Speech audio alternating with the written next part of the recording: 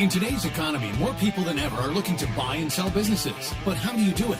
Welcome to the Deal Board, presented by Transworld Business Advisors. Straight talk about real deals and real people. Listen to stories, interviews, and expert advice to help your business sale, merger, or acquisition process. Now, here are your business exit experts, Andy and Jessica. Welcome back to the Deal Board, and thanks for joining us again. Today, we have a special show where Andy and I are going to dive into the 12 fatal mistakes you can make when selling your business. So we see a lot of different experiences that sellers have going through the sale process, and we thought we'd summarize some of those fatal mistakes and how you can prevent them in the sale of your business.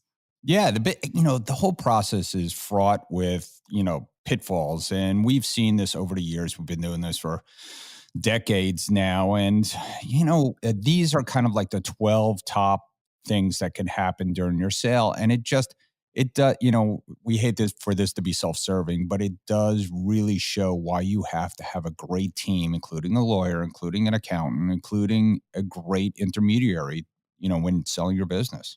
Before we get started, I think it's important to say that selling a business is not easy. And like you said, Andy, having a great team around you is very important, but it's also something a lot of entrepreneurs don't know. And they've built successful businesses, but they just haven't been through the process of exiting yet. So it's okay to not know. But listening to shows like this one and utilizing your team can really help inform and educate you. Transworld Business Advisors is the world's largest business brokerage and mergers and acquisitions firm with over 500 brokers in nearly 200 offices worldwide. Transworld's team handles thousands of business sales every year. To be connected with a qualified business broker or learn more about the buying and selling process, visit tworld.com/the deal board or call 888-719-9098. Andy, why don't we spend the show today just diving into some of these 12 fatal mistakes and explaining them to the listeners? Sure. So the first one that I'd like to cover, which is probably one of the most important, is the failure to maintain confidentiality. So letting the cat out of the bag at the beginning or during the process is certainly a fatal mistake. Your vendors may not continue the same terms. Your employees might get scared and leave. And there's always reasons why, people might get scared during that process if they find out the business is for sale. Right. The less people that know the business is for sale, always the better. The next one to talk about is failure to continue to run your business. So as you're selling your business, it's really important to maintain your business at its peak operating capacity. At this point, if you're selling your business, you're going to have buyers that are inspecting your business, really taking a deep dive into how the business operates. And again, not self-serving, but this is why it's really important to have a team surrounding you to take care of the sale so you can focus on running your business, making sure it's still growing, it's still profitable, all their operations are still operating at the highest level. Yeah, and as soon as you stop running your business, your P&L is going to suffer. And if your P&L goes down in the last month, and we've seen this over and over again, especially when there's financing involved, the bank right before the closing says, "Hey, can you give us your latest monthly P&L?" And it has trended down. And why? Because the seller was involved trying to do the business and not having their eye on the ball. And therefore, everybody stops. The bank stops, the buyer hesitates. It might cause what we, call a haircut, So it is certainly a bad idea to not pay attention. So that is a fatal mistake. You got to run your business right up to the end. So the third one is what we see in people thinking that they can really know the business process and trying to negotiate on their own behalf. Negotiating on your own behalf is absolutely a bad idea. Listen, sports stars, movie stars, everybody realizes the value of having an agent and having someone, negotiate on your behalf. So negotiating on your behalf could be horrible, and you'll get into a pickle that you just don't know how to get out of. And that's why it's great to have someone who knows what they're, doing as far as negotiation skills. And we train that, right, Jessica? We do. All of our agents are trained on how to negotiate. Another reason that it's really important to have an intermediary is because you don't want to be the bad guy in the deal. The seller and the buyer have to maintain a great relationship because you're going to work together at least for a period of a few weeks after the deal closes. So your intermediary or your broker can be that bad guy. Yeah, and what's gonna happen also is that you might be negotiating the wrong thing, and you might think you're right, and you might think that this is normal or I want this, and it's just not normal, and you're gonna kill the deal. Yeah, I think the bottom line is you really need somebody else to be negotiating on your behalf. So, the fourth fatal mistake is failure to secure qualified buyers. So, knowing how to qualify a buyer is critical. And what your transactional team can do is they can help you pre qualify each buyer to avoid a negotiation that's doomed to fail. And this doesn't just mean financial qualification, but you also have to understand the motivations of the buyer, if they're going to close, when they're going to close, what their skill sets are, and how is that going to if they have the proper skill sets to bring into the business so that the business is successful and the deal is successful. And the best buyer is the one that's going to close, not always the one with the most cash, right, Andy? Yeah, and we see this all the time. In fact, I'm going through a deal right now where this buyer's been back 3 times and now he's not gonna close again. It's just crazy, and they're not listening to us, and we keep telling them this person is not qualified. And not only that, I mean, finding the right buyer is about casting a wide net, and that's something a business owner can't do themselves, and that's what I always say Transworld is so great at. I mean, we have the ability to reach worldwide and get that perfect buyer that's not only gonna close, but it's going to take your business to the next level and do the right thing by your employees and your customers. So, not getting the right buyer is certainly a fatal mistake. So, the next thing we love to talk about this all the time is failure to move the deal along. Deals are like fresh fish. They start to stank when when they sit around too long. I mean, it's just awful. And the longer the deals sit around, the more bad things can happen. And again, you have to run your business and your head's already out of it and you've already made plans to go on that cruise. And so you have to really be in charge and make sure that the lawyer and accountant, everybody, is working together to get the deal done. And we see sellers like try to take a back seat in this process, and they need to be upfront with us, trying to run that deal. The saying that we have is time kills all deals, right? And it just is really an emotional drain. This is a very long and often emotional process, both for the seller and the buyer. So the more time that the deal takes up and the longer it goes on, the more mistakes can happen and the more negative effects in the deal can happen that eventually will kill it. And we see that a lot. The sixth biggest fatal mistake that sellers make is failure to place a proper value on your business. And we've talked a lot about valuation on this show. And if you haven't listened to any of the valuation episodes, you definitely should go back and listen to, I think we have 3 of those now on different types of valuation. But a business has value to a buyer because of its anticipated earnings. And those anticipated earnings are based on past history. So you have to have a really successful track record in your P&L, and all your financial statements need to tie together. But proper evaluation is critical and really increases your chances of selling. We tell sellers a lot that the buyers shopping the market are very educated on the valuation process, and they understand what a small business should be worth and should be valued at. So if you're not at that right price, you're going to scare off the potential buyers, and also extend the time that your deal is going to take to close.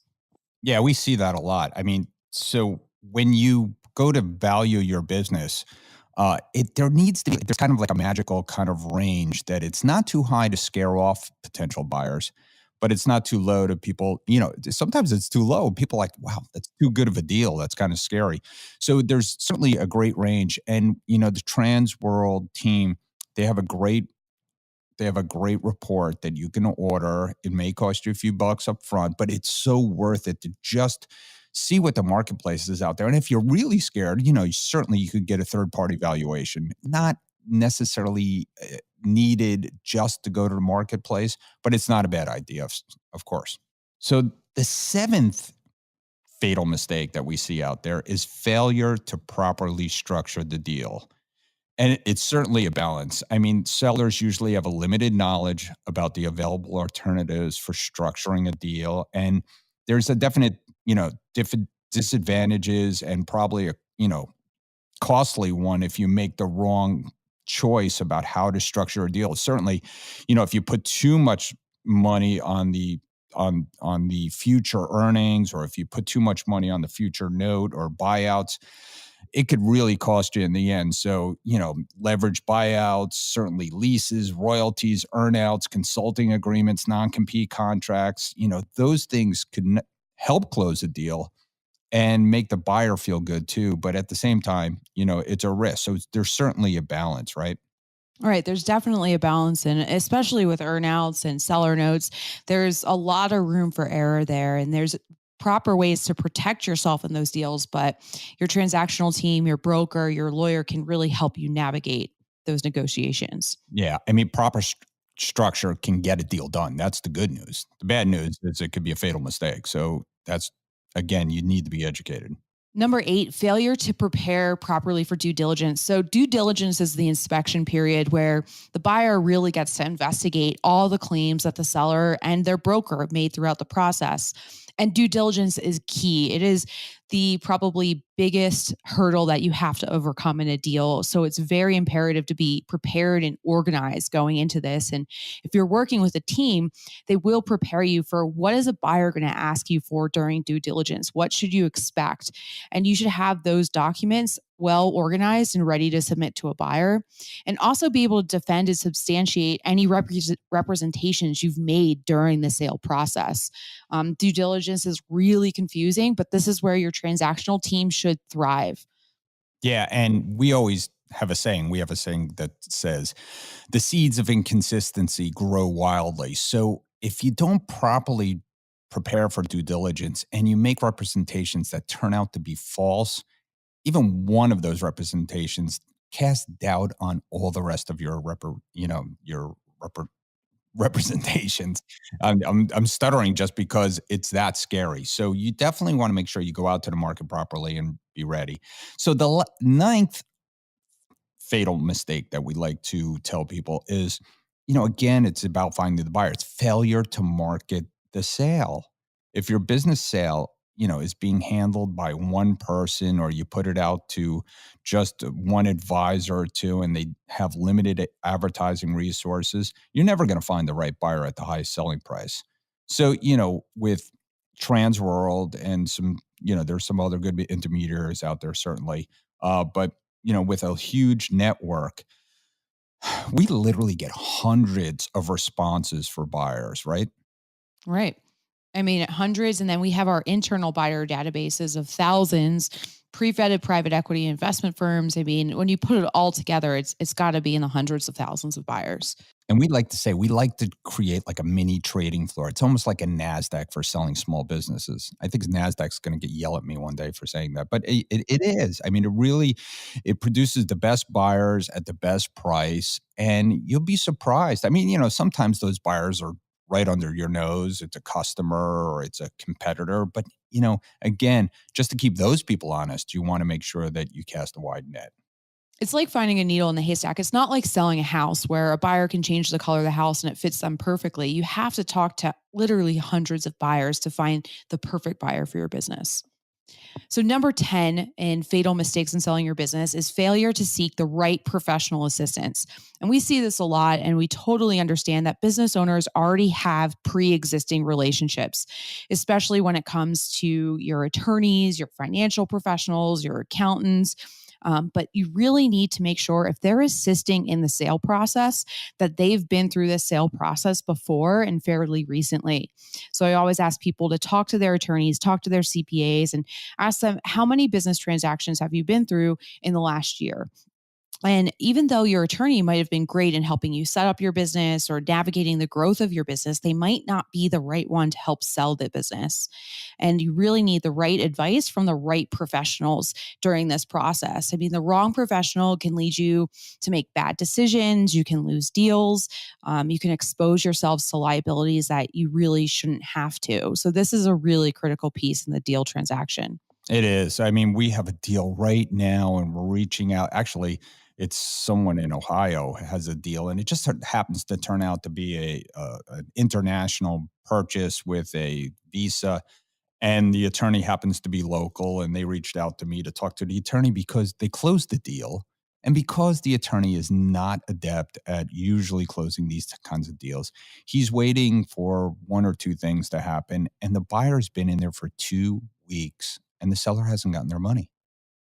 Seller hasn't got their money, and now they're fighting. He's like, well, maybe I'll unwind the deal. Unwind the deal? No, no, no, no, no, no. I mean, it's a simple signature. They're waiting on her signature on one of the lease, but you know, the buyer's already in there. The leases have been signed by both buyer and seller. They're just waiting for a counter signature on one little thing. And, certainly everybody's agreed to go forward with the deal. And we don't, it'll get done, but it's just crazy. So the seller's going nuts.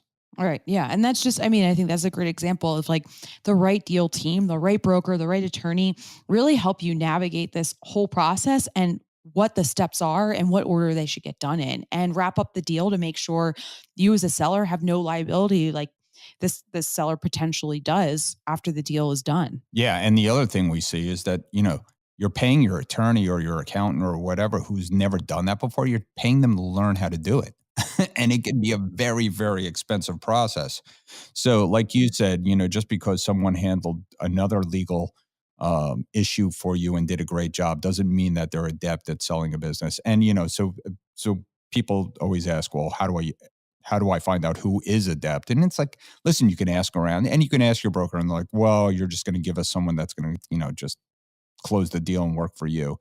And that's just not true. I mean, there's so many, good attorneys and accountants and people that know how, and even bankers. I mean, you got to have the right banker. You know, Everybody says they do SBA loans, but unless they specialize in it, they don't understand the nuances. The 11th fatal mistake, and we're wrapping it up here, we're getting toward the end, but it's the failure to properly package your business. And, the potential buyer is going to want information about your customer base, your competition, your financial history, the industry characteristics, uh, potential growth areas, availables for opportunity. All this information is great stuff, and it must be provided in a nice format, but it has to be done in a way to ensure your confidentiality. We see this all the time where people just put out too much information, or sometimes they just put together a Dropbox with everything. And that's not the way to take someone through a deal. So, you also have to recast your financials to show your business in the best light, because what we're doing to save on taxes is we're preparing documents that, we're preparing tax returns to minimize your taxes. And then what we're trying to do is maximize your value. So we're showing the business debt free, and we're showing the business with all your owner benefits. So there's a lot of things that go into packaging, right? Yeah. And I think what I like to think about is when you're marketing this business, it's a give and take, right? So you give a little bit of information to the buyer, and then they're going to take a little information about your business. And as you find out more about them, then the amount of information that's released is going to increase over time. But really, you're right. Your team, your broker, whoever you're working with can help you package this information and release that information in a timely manner. But also the seller needs to be involved in this process, right? So many times that I've seen is the seller feels like, oh, well, my broker will just handle all this, but your broker's never going to know your business like you do. So helping them know and understand how the business works, where are the growth opportunities, where are areas of improvement for the business, and really identifying those and explaining it. So then the broker can sell that to the buyers. So let's wrap it up with fatal mistake number 12, and is failure to control the deal. So we've sold thousands of businesses, and we know when to let buyers look at customer lists. We know when to let them talk to employees, if ever, when to start and end due diligence, when to talk to the landlord and start negotiating the lease. But really, the process of controlling this timeline and what happens when and is very, very important. And we have situations all the time where a buyer will come in and they're qualified and they've ran hundreds of deals before, or so they say, and they want to run their own process. And really, I think this is a fatal mistake because as soon as you detour from a proven process, you relinquish control in the deal. And now the buyer's in the driver's seat. So, there's a lot of opinions on how to sell and buy a business, but you need to pick one with your broker and you need to stick to that process and not change it for every single buyer that comes in the door. Yeah, you do. And, listen, we can certainly be flexible. We know when to be flexible. You're absolutely right. Sometimes we come in and there's a buyer and he's an M&A specialist and he bought and sold the, multi-million dollar businesses and he wants to run it his way. And there's certain times where we might let people do something some way, depending on what kind of deal it is and depending on what kind of buyer it is and depending on what kind of price they're putting forth. But, for the most part, if you let others control the deal or you try to control the deal yourself, you're sunk. As soon as you start giving them information because they demand it and you don't put up some sort of wall where you're giving that power to the broker or you're giving that power to, someone who is the keeper of the information like your accountant or attorney, they're going to demand everything. And so the easy questions come first. And then all of a sudden they start pouring it on and you're like, no, you can't have that. No, you can't talk to my customers. We're having a battle last week about talking to customers. And we finally had to put it down and say, no, you can't talk to the customers. Right. And there's been, it goes back to this confidentiality pieces. There's been buyers that are shopping businesses for the wrong reasons. And you need to protect your company. You need to protect the confidentiality of customer names or employees or anything like that. So if the deal doesn't go through, your business still operates at its peak level for the next buyer. Yeah, I mean, and we see this a lot, and especially if you try to run your own process. We'll kind of wrap this up right now. If you're trying to run your own process, because of all these mistakes that we went over, you may only have one shot at it because one of those fatal mistakes kicks in and then you're done. Your business is going down, your employees are leaving, your vendors are aware, your competitors are aware, and you only have one bite of the apple. And how many times do we see it takes 2 or 3 buyers or a year to eventually get a deal done? So you don't want you want to be able to keep running your business and pretend like this isn't going on, this sale process. So whether it's Transworld or another business brokerage firm or investment bank, really focus on building your right team. And I'm sure we'll do another extended show on building that team in the future. But that is really the overarching key and critical message of this episode is to avoid those 12 fatal mistakes. Make sure you build your transactional team right from the start. Yep. Great job. I think this was a great overview of the process and all the mistakes that we see out there. This probably covers about 95% of them. Certainly there are others, but I think this was a great opportunity for sellers to kind of hear firsthand of the things that could go wrong. Definitely. Well, if you have any other questions, feel free to reach out to us at tworld.com/the deal board. And we look forward to seeing you on the next show. Hey, Andy, you know what time I think it is? I think it's time to talk about our deal of the week. Deal of the week. Hey, we're back, and it's time for Deal of the Week. Sold. So we're with Chris Mitchell from Atlanta Northwest, and he just sold a roofing company. Great story. So I just want Chris to chime in and tell us all about it. Thank you, Andy. It's good to be here.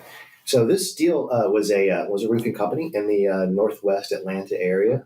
A listing we had for, 8 months, 7 months, something like that. And after going through a couple of potential buyers that ended up not being interested, we finally did find a buyer. It was an investment group that came in that had very little experience in roofing, in fact, no experience in roofing, but an interest in acquiring a roofing company. So the deal turned out to be very beneficial for both buyers and the seller. The seller started the business from just himself doing some repairs on roofs, 23 years ago. So he was ready to retire, and we eventually structured a deal that was an earnout in which he got a very nice payment at the closing table. And then over the course of the following year, he will continue to manage the company for these new investors, teach them the roofing business, and hire his replacement, during which period he receives a very nice salary and a potential upside bonus if the business outperforms what it's done in the past.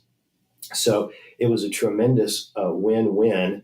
And after the close, I was visiting with the seller and asking him how he felt about how the process had gone.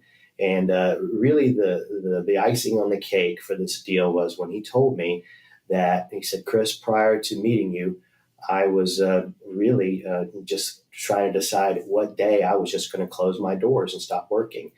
He's 66 years old and was ready to retire. So he didn't even think that he could sell his business. So in the end, he ended up making a very nice return, and he's going away very happy.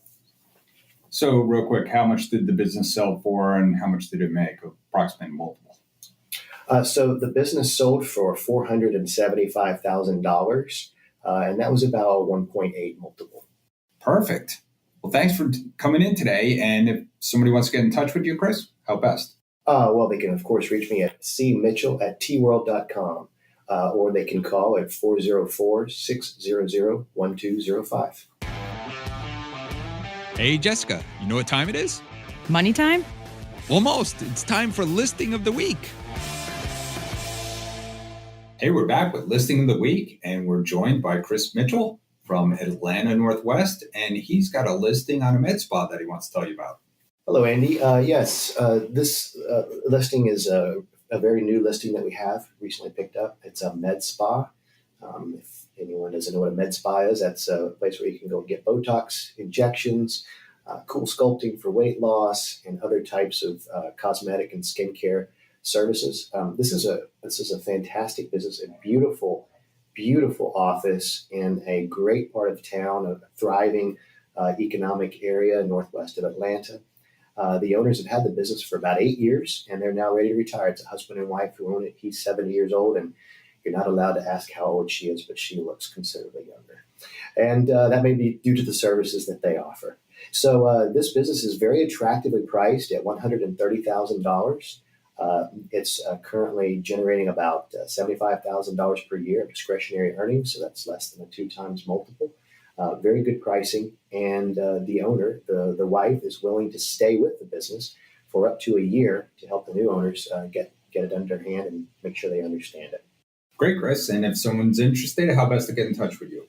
They could email me at cmitchell@tworld.com or call me at 404-600-1205. Thanks for tuning into our show today.